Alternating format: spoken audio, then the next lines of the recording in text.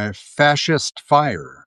I was trying to workshop the name of a new hiring website, a LinkedIn for fascists, in order to help Susie Wiles at the White House to make better hires.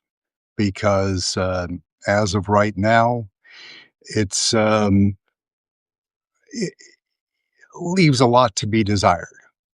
Leaves a lot to be desired is the most polite way to put it. She's a professional. She is well over 21. She's been doing this for many years. But you just look at the people that they pull together at the cabinet level and the support staff underneath them, like Stephen Miller, and of course that all, the like they say, the fish the fish rots from the head down. And the ultimate decider in chief is Donald J. Trump.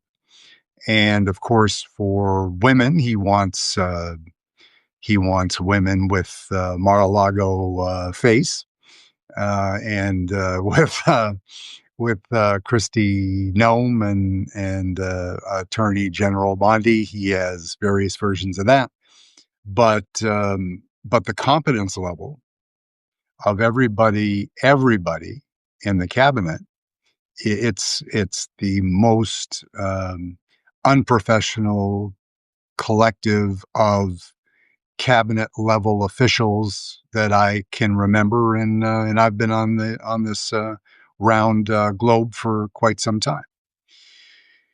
You could argue that Ms. Bondi did serve as AG for the state of Florida, and you know, and she's an attorney, so she has some qualifications.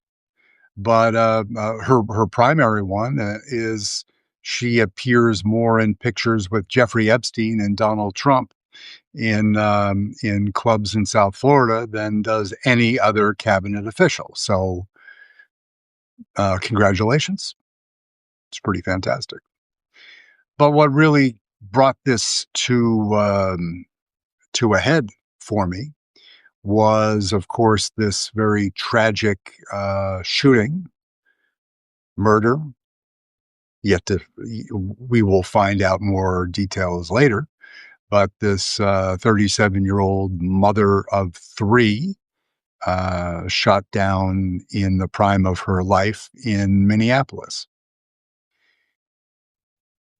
There, really no words for it, and there are no secrets anymore, because we have civilian community reporters like we've never had before in our life. We also have to be cognizant of the risks of AI generated stories, but there are so many independent versions of this horrible tragedy, including the which have the voices of the officers and the reactions to the shooting, including the one officer that pulled his mask over his face in the immediate aftermath of the killing. Um, no audio provided in that instance, but as amateur psychiatrists and students of human behavior, he knew they fucked up. He knew they fucked up. It was clear by any objective person that watched that interaction that that woman did not need to die. End of that. Didn't need to die. If she refused to provide her identification in a timely manner, she did not aim the vehicle at any officer. She reasonably wanted to leave the scene because anytime ICE officers congregate, there's a chance of somebody getting hurt. Because back to my fictitious hiring site to bring fascists together in a workplace. The Trump administration has, beginning in January, very vocally made a put a great emphasis on the speed at which they needed to hire for ICE, and the numbers are staggering. The billions of dollars that they have allocated from the big beautiful bill for this particular expanded function of law enforcement is unlike anything else and bigger than the budget of any country except China, probably, for a law enforcement entity. And in the president's own words, and in the words of Stephen Miller, they were in a hurry. They wanted to have more men. I say men because the vast majority of hires are men because they're a misogynistic lot. But their main emphasis is get people in the door and get them on the street. Now, when you do that, you can reach the quotas that the president and Stephen Miller set, right? And Russell Boat and all of the other the various players in the clown show. You can you offer bonuses, you get people in the door, but what they also have done, and this is not in dispute, it's a matter of public record, is that they pared down the training.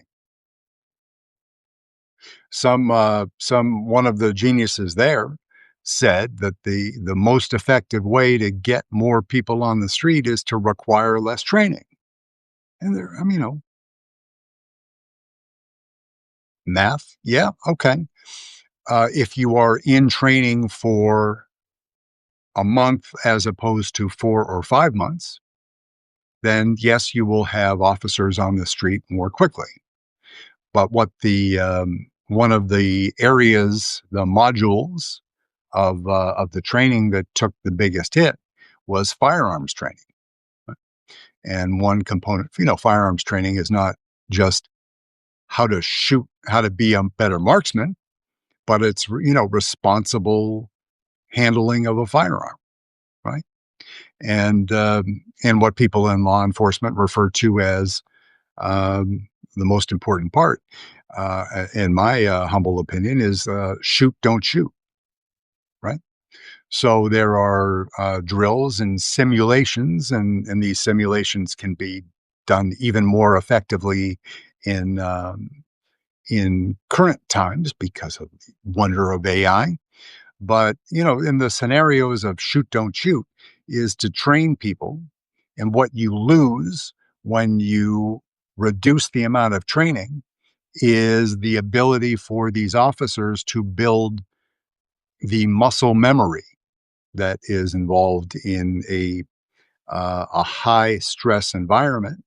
And of course, this is high stress on every level because on one end, these masked bandits that were hired as ICE officers, they watch the news.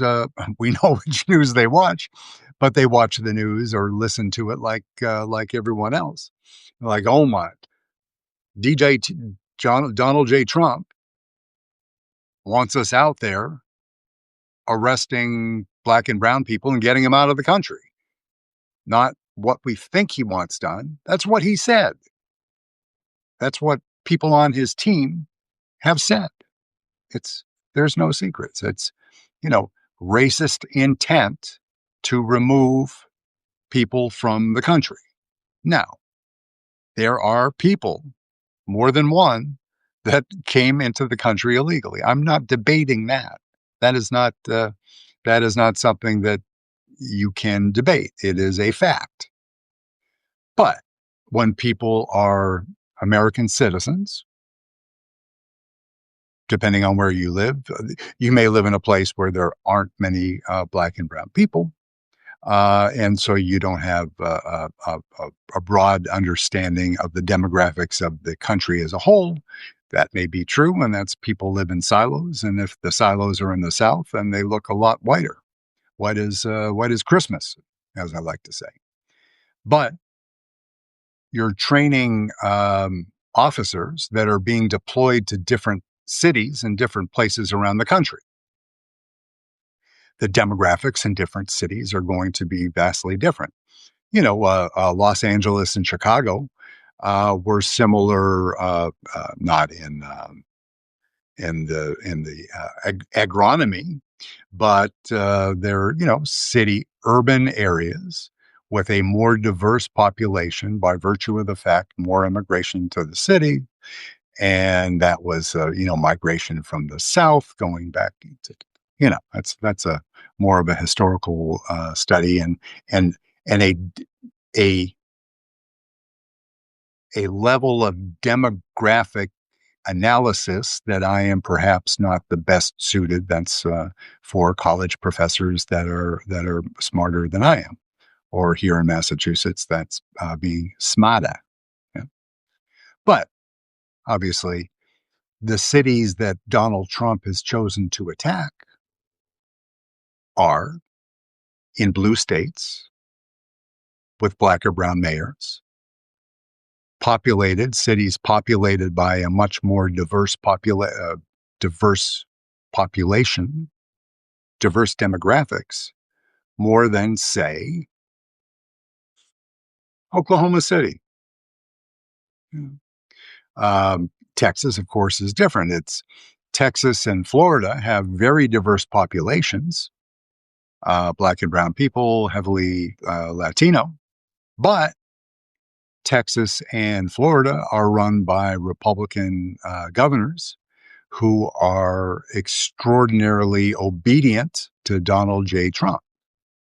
Greg Abbott and Risky Rick DeSantis want to please Donald J. Trump, either because they fear what he can do to them politically, or they're true believers, or as everything in life, it's probably a combination of the two.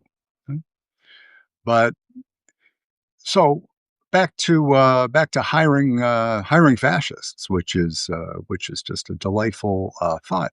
When you make bad hires, Donald J. Trump was a piss poor hire.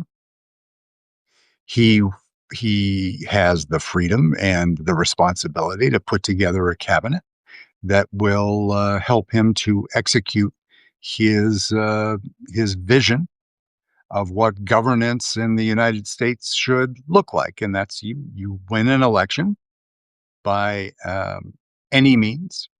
You win an election with or without the assist of your best BFF and controller, Vladimir Putin. However you get there, it's yours. So you put together a cabinet and you choose people, as Donald Trump learned the last time. He had too many people that asked intelligent questions. So everybody that works for him now, as you can see in press conferences where Marco Rubio, who was at one time a serious individual, a senator who was respected by his colleagues, but you look at the way that he communicates with people in the news media and others, and how he changes like the chameleon that he has now become, depending on who he's speaking to, and the fact that the criticism. If you look at Marco Rubio's criticism of Russia throughout the term of his service in government as a senator, if you want an interesting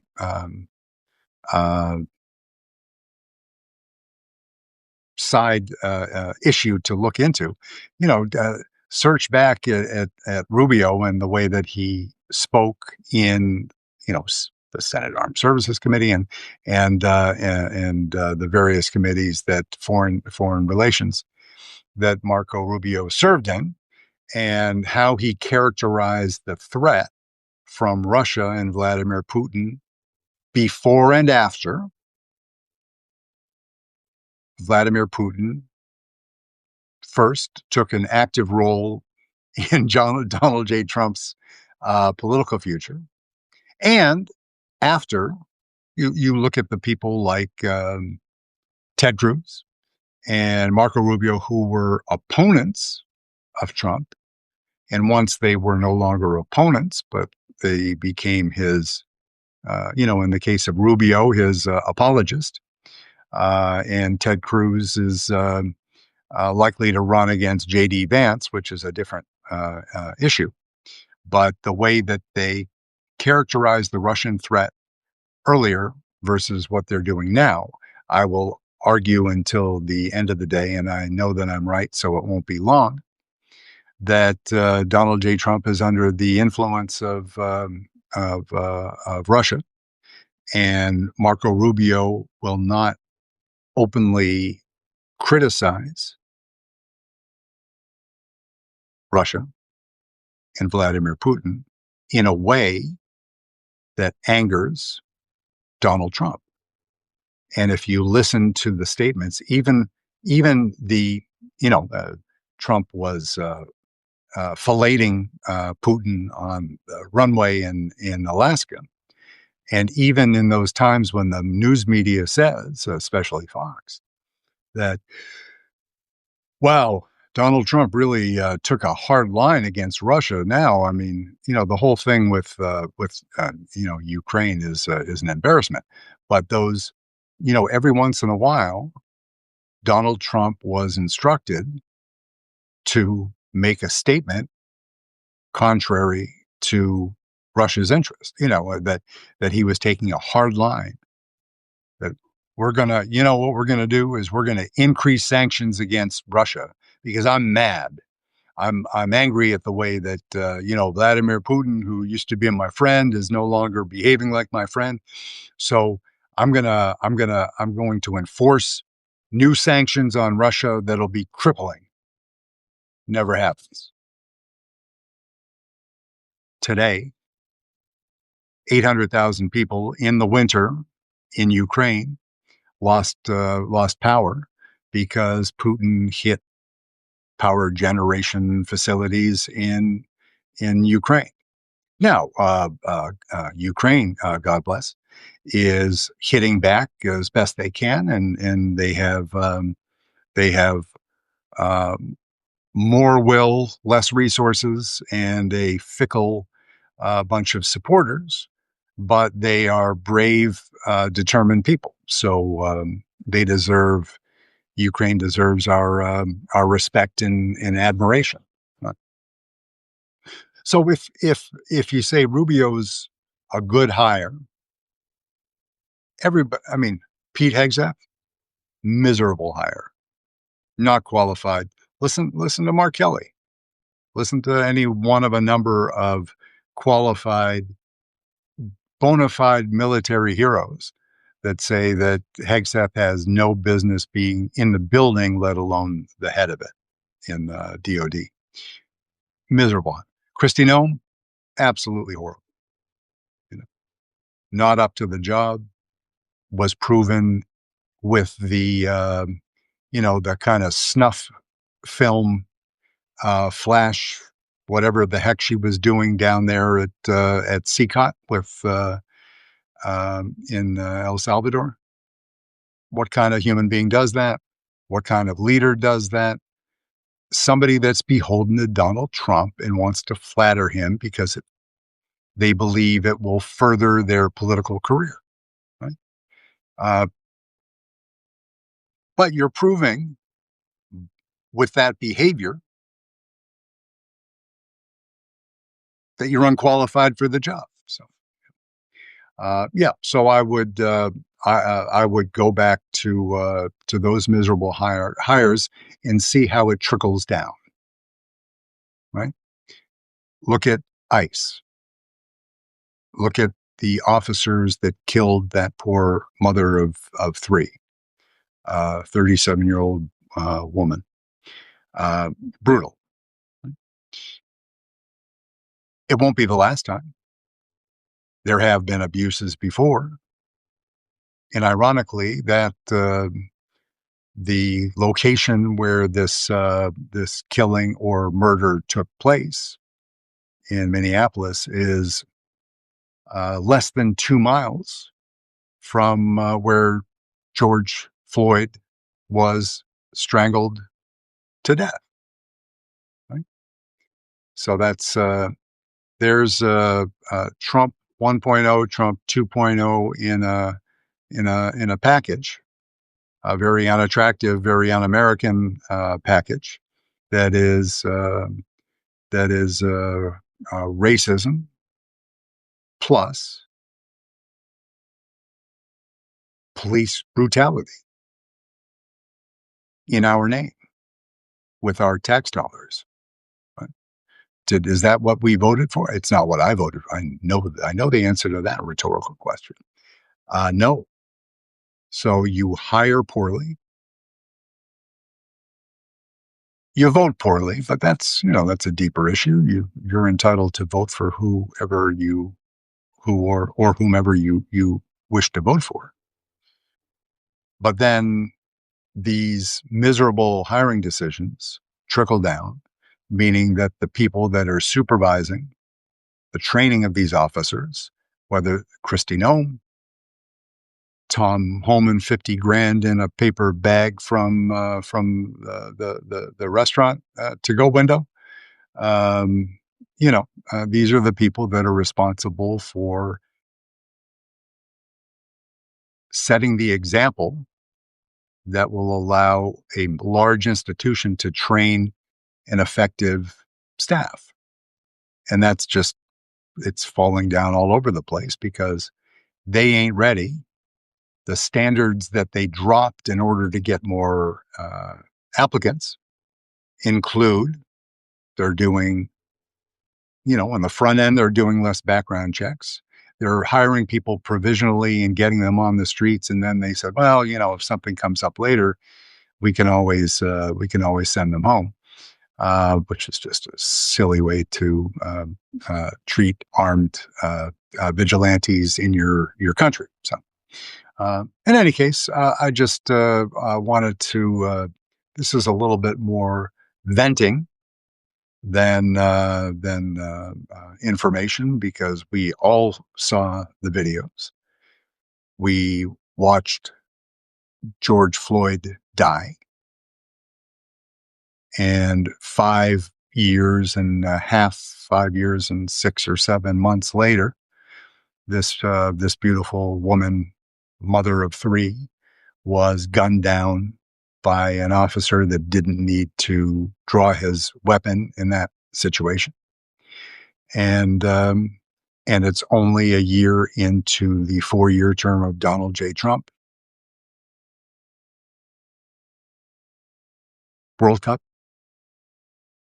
on the near horizon with presumably plenty of teams full of a diverse population of players and their countrymen and women coming and children coming to follow them to watch the sports and flooding into our cities and towns in large numbers, hopefully, because it's a huge payday for small business in the country and even for, large business, hotels and restaurants and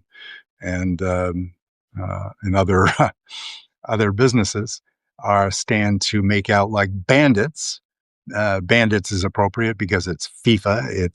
It's a corrupt organization, and you can make money hand over fist. If you have the World Cup or the Olympics, you can make money hand over fist because you can charge high premiums for average or above average services and goods because there's huge demand, And is there any chance with the professionalism that's been on display by the Trump administration for the first 1 year in office, almost exactly since the inauguration. The level of professionalism that you have witnessed, what degree of confidence do you have that they're going to do all the right things to make sure that World Cup is a seamless experience for citizens and visitors alike? How is it that do you think that they have a high tech AI enabled program in place at all ports of entry that will allow them to efficiently process visitors while maintaining the integrity of the United States, particularly for, protecting against an invasion by black and brown people that they seem to want to avoid? Do you have a high degree of confidence in that going off uh, without a hitch? I don't. There's nobody there that has proven that they're worthy of that confidence, but we may be surprised. Maybe they'll bring in McKinsey. Maybe somebody else will be making the decisions. I mean, we know ultimately there is somebody else making the decisions, but summer's coming. I don't know that the Russian national team has qualified for the World Cup because, as I mentioned, I'm not a huge soccer fan. But maybe Votazov doing something else. Maybe he's in Ibiza, or as I suggested in a recent post, I think he decided to buy Aruba so he could be close to the oil money that he's going to get kicked out of kicked back out of Venezuela. So, remains to be seen. Appreciate you all, and a most beautiful day, a gorgeous day in northern Massachusetts, as you could probably maybe see behind me. And